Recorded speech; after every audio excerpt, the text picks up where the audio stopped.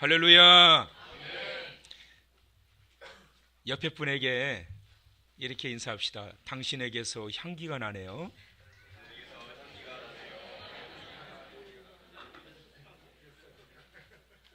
제가 얼른 보니까 누가 그러네요. 냄새 나요. 어떤 향기일까요? 예수의 향기. 오늘 이 아침 우리 주 예수 그리스도의 향기로 가득한 이 자리에 우리 주님의 영광이 임재하신 줄 믿으시며 또 그 영광 가운데 치유와 회복의 은혜가 있게 될 줄을 믿습니다. 자, 오늘 이제 역사의 흐름과 현상들이라는 제목으로 이제 다니엘서 7장의 말씀을 받도록 하겠습니다. 부흥 집회를 인도하기 위해서 어느 도시를 방문한 한 부흥 강사 목사님이 마침 어느 지역에 편지를 붙이려고 우체국을 찾는데 낯선 곳이다 보니까 우체국을 찾아 헤매다가 그만 길을 잃어버리고 말았습니다. 물론 우체국도 찾지도 못했어요. 마침 어린 한 소년을 만나게 됐는데 그 소년에게 부탁을 했습니다. 우체국이 어디 있느냐고. 그래서 그 소년이 우체국까지 안내를 해줘서 무사히 편지를 붙이게 되었습니다. 그리고 어느 지역에 돌아가는 자기의 숙소까지 가는 길도 알게 되었습니다. 너무나도 고마워서 이 부흥 강사 목사님이 이 소년에게 그랬습니다. 애야, 오늘 저녁에 어느 지역으로 오거라. 그 교회에 오면 내가 너에게 천국 가는 길을 가르쳐 줄게. 그러자 이 소년이 이렇게 말했습니다. 아저씨, 우체국 가는 길도 모르면서 천국 가는 길을 어떻게 아신다고 그러세요? 그래서 이 목사님이 상당히 참 할 말을 잃어버렸다고 그래요. 그렇습니다. 우리는 많은 것을 알고 있는 것 같지만 정작 가장 중요한 것을 잊어버리고 살 때가 많고 큰 꿈을 꾸다가 사소한 것들을 놓치며 살아가는 경우가 많습니다. 역사의 중심에서 모든 것을 움직이시는 하나님의 그 크신 손길을 볼 수 있어야 합니다. 내 삶의 자리에서 펼쳐지고 있는 하나님의 세미한 손길 또한 볼 수 있어야 합니다. 이제 다니엘서 7장으로 접어 들어가게 되었습니다. 말씀이 조금 더 폭넓게 좀 깊어집니다. 그런데 핵심은 이거예요. 하나님은 세계의 역사를 어떻게 움직여가고 계시는가. 이것이 바로 다니엘서 전반에서 주시고 있는 말씀입니다. 다니엘서 14장의 내용을 크게 두 부분으로 나누게 되는데요. 1장에서 6장까지 우리가 이제 지난 시간까지 보았던 말씀인데요. 1장까지 6장의 말씀, 1장에서 6장의 말씀, 그리고 7장에서 14장까지의 말씀인데 1장에서 6장까지 지난 시간에 우리가 봤던 말씀은 다니엘이라고 하는 이 인물의 삶의 체험을 통해서 어떻게 하나님의 역사가 흘러가고 있는지를 보여줍니다. 그가 바벨론의 포로로 사로잡혀 가서 그리고 바벨론 제국에서 그를 중심으로 어떻게 하나님이 일하고 계시는지를 보여주고 있습니다. 그리고 7장, 오늘부터 이제 보게 될 마지막 장까지의 이 말씀은 소위 말하는 묵시문학의 범주에 들어가고 있는 그러한 내용입니다. 앞으로 일어날 일들에 대하여 예언의 말씀이 펼쳐지고 있다라고 하는 것이지요. 자, 그래서 이 성격 스타일이 7장에서 14장까지의 내용이 조금 좀 달라요. 그런데 핵심적인 내용은 같습니다. 그것은 누가 이 세상을 다스리시는 진정한 통치자인가 라고 하는 내용과 이 세상에서 정말 영원한 것이 무엇이냐 라고 하는 이 핵심적 내용은 똑같이 펼쳐지고 있는 것을 볼 수가 있습니다. 이것이 느부갓네살로 대표되는 세상의 주권자들과 하나님 사이의 팽팽한 긴장을 초래하는 원인이 되었는데요. 거대한 세계 제국을 건설했던 그 권력자들이 착각하고 있었던 것들이 있는데 세계를 정복한 권력을 가지고 있으니까 이 세상을 다스리는 자는 자기라고 착각하고 세상의 주인은 자기라고 주장하면서 살아왔다라고 하는 것이지요. 하나님은 그러한 도전을 용납하지 않으시고 분쇄하십니다. 그래서 역사를 거슬러 올라가다 보면 독재자들이 바로 이러한 야망을 가지고 있었던 것들을 보게 됩니다. 자신들의 권력과 힘이 영원할 것이라고 그들은 착각했고 자신의 권력이 최고라고 착각하면서 살았습니다. 그런데 여러분, 지나왔던 그 모든 역사의 흔적을 보시면 아실 수 있지요. 지나왔던 역사의 모든 강대국들은 모두가 다 망했고 절대 권력을 가지고 있다라고 착각했던 그 사람들도 역시 죽음을 맞이하게 되었습니다.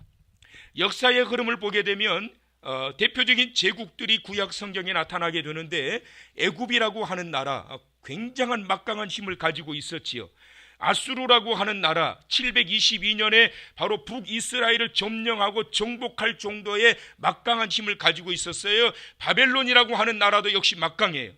지금 우리가 보고 있는 이 다니엘서는 바벨론이라고 하는 그 당시에 강력한 그러한 통치력을 가지고 있었던 누구요? 느부갓네살, 그리고 누구요? 벨사살이라고 하는 대표적인 이 왕들을 통하여 그들의 권력도 결국은 종말을 맞이하게 되고, 그들의 이 나라 엄청난 큰 힘을 자랑했던 바벨론이라고 하는 이 제국도 결국은 어떻게 된다? 망하게 된다라고 하는 것을 보여줍니다. 어떻게 망하게 됩니까? 우리는 지난 시간 다니엘서 5장을 통해서 바로 벨사살이 바벨론 시대의 마지막 왕이었다라고 하는 것을 보게 됐습니다. 그래서 다니엘서 5장 하반절에 보면 바로 벨사살을 중심으로 인하여 바벨론이 망하게 되는데, 바사와 메대라고 하는 이 나라가 일어나게 되면서 그 민족인 종말을 맞이하게 됩니다. 그래서 이 메대와 바사라고 하는 이 나라는 페르시아라고 하는 이 나라로 하나로 통합이 되어져서 막강한 정치력을 발휘하게 되는데, 바로 페르시아 제국을 건설했던 누구죠? 고레스라고 하는 이 황제가 등장이 되고, 그리고 또 누가 등장됩니까? 다니엘을 총리로 세웠던 같은 다시 누굽니까? 다리오 왕. 이런 말을 할 때 심각하게 들으면 제가 곤란합니다, 여러분. 같은 다시가 아니라 이해하기 쉽도록 하기 위해서 다시라는 거예요. 그래서 다리오 왕이 다니엘을 총리로 세웠던 다리오의 활동 모습들이 나타나게 됩니다. 그런데 그 막강한 페르시아 제국, 요즘도 제가 보니까 이 3번 그 채널에서 말이에요, 페르시아 제국이라고 하는 나라가 어떻게 망하게 되는지 너무나도 재미있게 2시간에 걸쳐가지고 그걸 방영을 해주는데요, 아주 폭 빠졌어요. 왜냐하면 제가 지금 강의하고 있는 내용과 맞물려 있기 때문에 그런 거예요. 이 페르시아라고 하는 이 강력한 제국이 일어났지만, 바로 헬라 제국이 또 일어나가지고 페르시아를 어떡합니까? 정복하게 돼요. 그래서 헬라 제국의 막강한 힘에 의해 가지고, 알렉산더의 인본주의자의 힘에 의해 가지고 밀리다가 어디까지 밀려가느냐 하면 지금의 이란이라고 하는 이 나라가 페르시아 제국의 후예들이 살고 있는 지역이에요. 헬라, 알렉산더라고 하는 이 엄청난 강력한 힘을 가지고 있는 젊은 황제가 그 세계를 정복했지만 오래가지 않았어요. 바로 로마라고 하는 이 나라에 의해 가지고 헬라 제국도 무너지게 돼요. 자, 로마는 영원할 것 같았지요. 모든 길은 로마로 통한다. 그 말은 뭐냐면 전 세계의 모든 나라를 당시 로마가 제패하고 있었다라는 거예요. 영원할 줄 알았지요. 착각이었어요. 스페인이라고 하는 강력한 이 엄청난 해군력을 가지고 이 로마를 정복해버리게 됩니다. 스페인이 영원했으니까 스페인의 거대한 함대를 무찔러 침몰시켰던 나라가 바로 영국이라고 하는 그 나라고, 지금은 미국이라고 하는 나라가 전 세계를 장악하고 있습니다. 이것이 지금까지 흘러왔던 세계 역사의 강대국의 흐름이에요. 성경은 역사가 이렇게 흘러가고 지금까지 이루고 있다라고 하는 이 사실을 성경은 말씀해 주셨고, 그 말씀대로 정확하게 지금도 진행되고 있고, 앞으로 어떻게 되어질 것인가라고 하는 이루어지지 않는 아직 그 세계, 그것이 바로 계시록을 통해서 성경은 분명히 말씀해 주고 있다라고 하는 것입니다. 느부갓네살에게 꿈으로 보여주신 것도 하나님 나라가 결국은 세상의 모든 나라를 정복하고 다스린다라고 하는 내용이에요. 느부갓네살의 금신상에 절하지 않았던 사드락과 메삭과 아벤느고를 7배나 뜨거운 불못불에 던졌지만 머리털 하나 상하지 않습니다. 다니엘을 사자굴에 던졌지만 사자들이 다니엘을 해치지 않습니다. 성전의 금잔으로 술을 마셨던 벨사살, 그날로 죽임을 당하게 됩니다. 심판을 당하게 됩니다. 이것은 무엇을 말씀하고 있는 거예요? 결국은 너희가 힘이 있다고 하지만 이 세계의 주인이 아니라 세상의 영원하신 나라를 이끌어 가시는 그 존귀하신 분은 오로지 유일하신 전능하신 하나님, 그분이라고 하는 이 사실을 드러내고 나타내기 위하여 그 배경 가운데 등장하고 계시는 것을 믿으시기를 바랍니다. 자, 그래서 이제 다니엘서 7장의 말씀이 이제 흘러가는데, 7장의 이 말씀은 여러분들이 6장 이후에 지나가는 역사적 사건으로 보면은 안 돼요. 7장은 5장의 말씀 속에 포함되어 있는 내용인데요. 자, 5장 1절의 말씀을 이제 다 같이 한번, 7장 1절의 말씀 보십니다. 7장 1절. 자, 바벨론 벨사상 왕 원년에 다니엘이 그의 침상에서 꿈을 꾸며 머릿속으로 환상을 받고 그 꿈을 기록하며 그 일의 대략을 진술하니라. 자, 다니엘이 꿈을 꿨어요.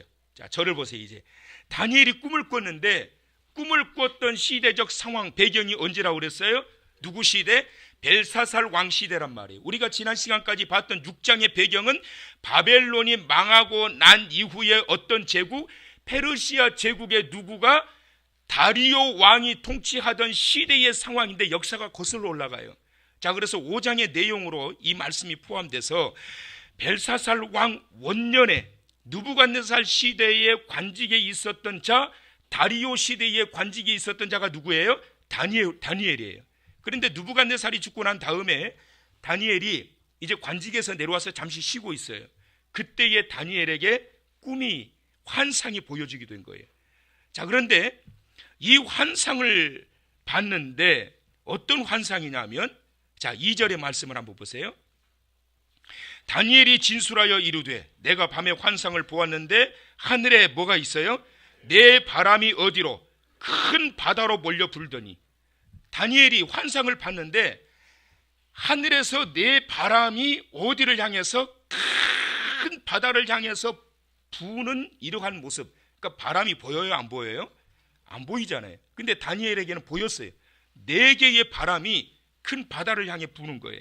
자, 그 다음에 3절. 큰 짐승 넷이 어디에서 나옵니까? 바다에서 나왔는데 그 모양이 달라요, 같아요? 다르단 말이에요. 자, 이 꿈을 꿨습니다. 지금부터 이제 정신을 바짝 차리시고 들으셔야 됩니다. 졸면 주무시다 가는 거고 안 졸면 은혜 받고 가시는 거예요. 자, 오늘 이 말씀을 이 시간에 다 못해요. 정말 중요한 핵심적 이 비밀은 제가 다음 주에 할 거예요. 오늘은 총론적인 것만 말씀드릴 거예요. 자, 이 꿈을 꿨는데 꿈을 꾸고 난 다음에 15절의 말씀을 보세요. 나 다니엘이 중심에 근심하여 내 머릿속의 환상이 나를 어떻게 했다? 번민했다. 따라서 하세요. 근심하고 번민했다.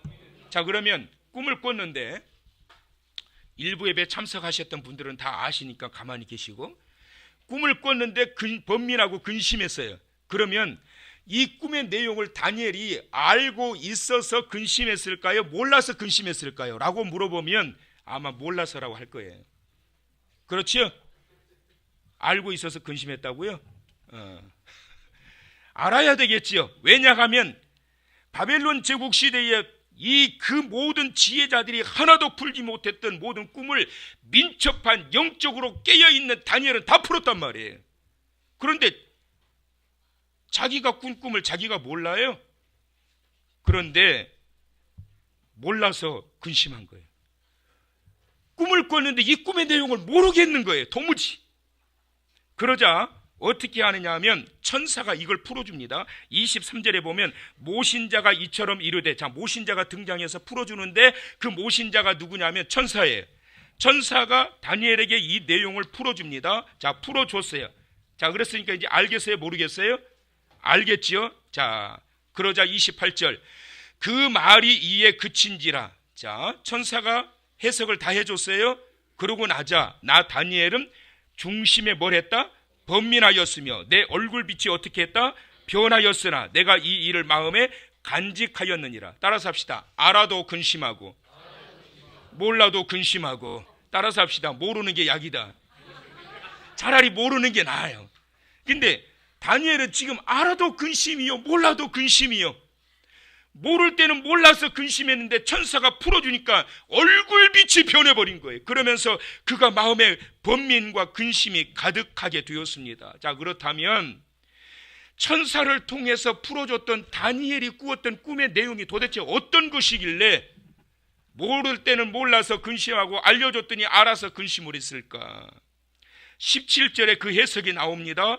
그 내 큰 짐승은 뭐라? 세상에 일어날 내 왕이다. 자, 하늘에서부터 바람이 바다를 향해서 나아가는데 이 바다가 상징하는 것은 뭐냐면 큰 바다는 이 세상을 의미하는 거예요. 하늘로부터 내 바람이, 다시 말하면 내 왕이 등장되는데, 다시 말하면 세상의 열방의 모든 왕들과 지도자와 통치자는 결국은 누가 세우신다? 우주 만물을 통치하시고 주관하시는 하나님이 보내시고 하나님이 세우신다. 할렐루야! 이 세상에 보내시는 모든 자는 하나님이 세우신단 말이에요. 대한민국의 대통령도 하나님이 세우신 줄 믿으시기 바랍니다. 단지 정권을 잘못 활용하기 때문에 문제인 것이지, 모든 열방의 지도자는 하나님이 세우시고 교회의 목사도 하나님이 세우시고, 아멘 안 하시죠? 교회의 목사도 하나님이 세우시고 장로도 하나님이 세우시고 권사도 하나님이 세우시는 거예요. 여러분, 아무나 장로 되는 줄 아세요? 저 장로는 나보다 몰라. 성경을 뭘 몰라요? 모르기는. 그래도 하나님이 세우셨어요. 저게 권사면 나는 권사 엄마도 되겠다. 그래도 하나님이 세우시는 거예요. 여러분, 하늘로부터 내 바람이 큰 바다를 향해서 불었는데 거기에서 뭐가 나왔어요? 내 짐승이 나왔단 말이에요. 자, 그러면 내 바람은 뭐라고요? 내 나라다. 그러면 내 나라에서 내 짐승이 올라왔으니까 그 내 짐승은 뭐겠어요? 왕이지요. 이 왕이 등장이 되는 거예요. 그러니까 내 나라가 등장이 되는데, 그러면 내 나라면 말이에요, 어떤 나라겠어요? 첫째, 큰 나라 바벨론. 지금 현재 벨사살 왕이 있는, 지금 이 다니엘이 꿈꾸고 있는, 지금 현재 머물고 있는 바벨론, 첫 번째 나라. 두 번째 나라는 뭐겠어요? 계속 말씀드렸죠? 어떤 나라? 페르시아 나라. 세 번째는 헬라라고 하는 나라. 네 번째는 로마라고 하는 이 나라. 그러니까 이 다니엘이 말이에요, 꿈을 몰랐는데 풀어줬던 내용을 들어보니까 이 다니엘이 지금 현재 꿈을 꾸었던 시대는 바벨론이 망했던 시대예요? 안 망한 거예요? 아직은 안 망했단 말이에요. 벨사살 왕 원년이라고 그랬단 말이에요. 그러면 지금 무엇을 봤겠어요? 하나님께서 바벨론이 메대와 바사라고 하는 거대한 제국이 새롭게 등장되면서 이 나라가 처참하게 무너지는 끔찍한 전쟁이 벌어지는 이 형상을 보게 된 거예요. 그리고 난 다음에 또 다른 짐승, 헬라라고 하는 이 다른 거대한 이 짐승이 등장되면서 끔찍한 전쟁 계속 반복되어지는 이러한 것들을 보면서 얼굴빛이 변해버린 거예요. 이 나라가 한때 내가 그래도 관직에 있었는데 이 나라가 이렇게 처참하게 무너진다니, 이렇게 처참하게 망가진다니, 끔찍한 그러한 상황을 보면서 얼굴빛이 변해버리게 된 것입니다. 이 말씀을 통해서 하나님이 주시고자 했던 핵심, 제가 서론에 말씀드렸어요. 그건 뭐라고요? 이 땅에 영원한 것은 없다. 시작. 이 땅에 영원한 것은 없다. 미모도 한때요, 부요함도 한때요, 잘난 것도 한때요, 지나가고 나면 전부 다 과거 흘러가 버리고 영원한 것이 없어요. 그런데 영원한 것이 있다. 그것은 뭘까요? 18절의 말씀, 지극히 높으신 이의 성도들이 나라를 얻으리니 그 누림이 영원하고 영원하고 영원하리라. 따라서 합시다. 영원하고 영원하고 영원하리라. 세 번이나 이 말씀이 강조되는 이유는 뭐냐면 완전한 영원성을 의미하고 있는 거예요. 그렇다면 무엇이 영원하게 된다는 거예요? 지극히 높으신 이의 성도들이 얻은 그 나라가 영원하리라. 그 나라는 바로 하나님의 나라, 하나님이 통치하시는 나라. 하나님의 나라는 영원하고 하나님이 통치하시는 나라는 영원하다. 그러나 인간이 통치하는 나라는 한계가 있다. 느부갓네살이 통치하는 나라도 한계가 있다. 벨사살이 통치하는 나라도 한계가 있다. 그 누구도 한계가 있다. 그러나 하나님이 통치하시는 나라는 영원하고 영원하고 영원하리라. 여러분, 페르시아를 정복했던, 그래서 헬라 제국을 건설했던 그 사람이 누구냐면 알렉산더예요. 이 알렉산더가 말이에요, 세계를 정복할 때 몇 살이었느냐면 25살에 정복합니다. 그 젊은 나이에 세계를 정복해요. 근데 그가 어떻게 그 젊은 나이에 세계를 정복할 수 있었느냐? 가장 중요한 것은 하나님께서 보내시는 거지요. 그 다음에 두 번째는 뭐냐면 그에게는 사람을 끌만한 굉장한 힘이 있었는데 그것이 뭐냐면 강력한 인본주의자였어요. 아리스토텔레스의 철학적 제자로서 훈련을 받아가지고 사람이 이 땅의 주인이다. 사람을 위해 살아야 된다. 그래서 철저한 인본주의 사고를 가지고 있어가지고 정복할 때마다 사람이 살기 좋은 환경을 만들어가기 시작해요. 도서관을 만들고 병원을 만들고 사람이 살 수 있는 최적의 조건들을 만들어서 자기의 부하들을 심어가지고 통치하게 만들고, 이러니 알렉산더의 밑에 사람이 들끓게 되는 거예요. 정복할 때마다 막 알렉산더를 따르는 사람들이 막 늘어나기 시작하면서 계속 정복해요. 그런데 알렉산더가 술을 좋아했어요, 여러분. 알코올 중독자였어요. 그래가지고 그 술 때문에 결국은 병을 얻어가지고 33살, 8년 만에 정복한 지 8년 만에 33살의 젊은 나이에 그가 비명횡사 죽고 맙니다. 알렉산더가 죽고 나자 그의 밑에 있었던 정말 강력한 힘을 가지고 있었던 네 왕이 있었는데, 그 왕이 가산데르, 셀루쿠스, 톨레미, 리시마쿠스, 이 네 왕이 대표적인 역사의 인물이에요. 이 네 왕들이 알렉산더가 죽고 나자 각자 자기들의 왕직을 가지고 나라를 쪼개가지고 이 나라가, 헬라 제국이 네 토막 나버리게 되면서 힘을 잃어가지고 로마에 의해 가지고 완전히 박살이 나버리게 된 거예요. 결국은 페르시아 제국도 결국은 무너지게 되고, 헬라의 강력한 제국도 8년 만에 알렉산더도 죽게 되고, 나누어 가졌지만 그 힘을 잃은 그 제국도 로마에 의해서 무너져 버리게 되고, 계속 이 모든 제국들이 결국은 다 망하게 된다. 흘러와서 지금은 미국이라고 하는 나라가 전 세계를 장악하고 있습니다. 그런데 여러분, 제가 깜짝 놀랄 만한 소식을 며칠 전에 들었어요. 뉴스를 통해서. 전 세계의 가장 최고의 부호가들, 가장 부자라고 했던 많은 현재의 최고의 부호가들이 4명 중에 3명이 앞으로 장래에 일어날 일을 예측을 했는데, 그게 뭐냐면 미국은 앞으로 2년 이내에 엄청난 경제 위기에 빠지게 될 것이다. 현재 미국이 세계에서 군사적으로 가장 강한 나라요, 경제적인 대국이라고 하지만 앞으로 2년 이내에 경제 위기가 올 것이라고 세계 최고의 부호가들 4명 중에 3명이 예측을 했어요. 물론 두고 봐야 될 일이지만 분명한 것은 뭐예요? 영원한 강자는 없다. 이 땅에 그 어느 누구도 영원한 강자가 없고, 오로지 18절 영원한 나라는 하나님의 나라뿐이다. 이 나라만 영원하다고 몇 번이나 강조하고 계세요? 3번. 영원하고 영원하고 영원하리라. 하나님의 나라만이 영원하다. 이 완전한 영원한, 왜 그럴까요? 거룩하시고 전능하신 하나님 그분이 통치하시기 때문인 거예요. 거룩 거룩 거룩 전능하신 주여, 성삼위 일체. 시작. 우리 주로다. 할렐루야. 전능하신 하나님, 거룩하신 하나님, 그분이 통치하시는 그 나라만이 영원합니다. 왜냐하면 그분은 전능하시기 때문에. 그러나 사람이 자기의 전능성을 아무리 자랑해도 잠깐 누릴 뿐이요, 8년 만에 무너지고 몇 년 만에 무너지고 다 무너지고 역사는 흘러 이 땅에 영원한 선한 것은 없다. 이 땅에 영원한 강자는 없다. 오로지 영원한 것은 영원하신 그 하나님이 통치하시는 그 나라와 영원하신 하나님이 통치하시는 그 환경만이 영원하게 된다라고 말씀하고 있는 거예요.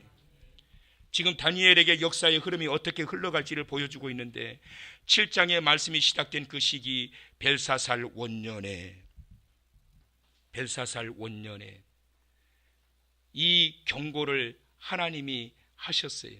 그런데 놀랍게도 5장 하반절에 보면 벨사살 왕이 메대와 바사 제국이 고레스를 중심으로 해가지고 이 바벨론을 겹겹이 에워싸고 있을 때, 민족의 위기가 처해졌을 때, 백성들이 발을 동동 구르고 우리는 어떡하나, 이제 민족의 이 나라의 위기가 왔다 했을 때, 벨사살 왕과 1000명의 귀빈들이 그 왕궁에서 예루살렘에서 가져왔던 거룩한 그 성물의 술잔을 따라가지고 그러면서 만찬을 벌이는 모습을 전국 방방곳곳에 방영을 하면서 걱정하지 마라, 이 나라는 망하지 않는다, 우리의 신 벨이 지켜주기 때문에 절대 망하지 않는다, 그러면서 백성들을 안심시키는 퍼포먼스를 하고 있지만, 그러나 하나님이 말씀하신 것대로 결국은 이 바벨론은 벨사살 왕 그 시대에 그날 그 저녁에 벨사살 왕이 죽게 되고 결국은 그 나라는 그렇게 무너지고 만 거예요.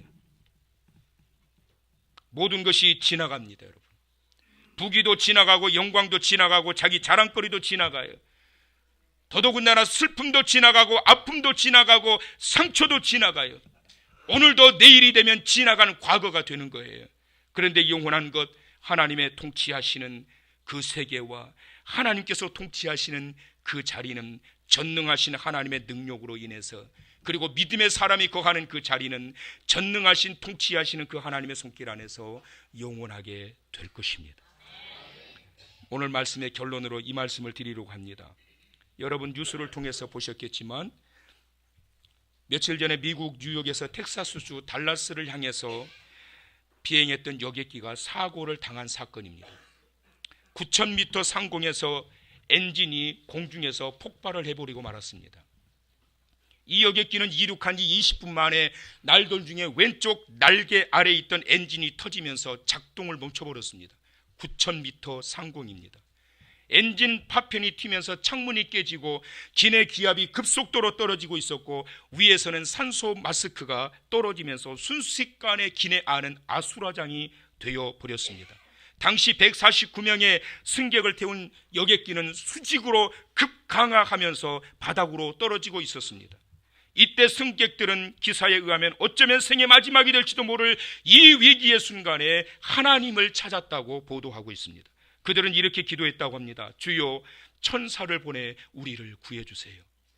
그 비행기는 티모시 브루벤이라고 하는 젊은 목사님이 탑승해 있었는데, 기내 위에서 마스크가 떨어질 때 이 비행기가 추락하면 이것도 아무 소용이 없을 거라 생각하고 옆자리에 앉아 있었던 아만다 그 목사님의 사모님의 손을 꽉 잡고 마지막 기도를 드립니다. 그리고 그의 지인에게 마지막 문자를 이렇게 날립니다. 기도합니다. 비행기 엔진이 망가졌습니다.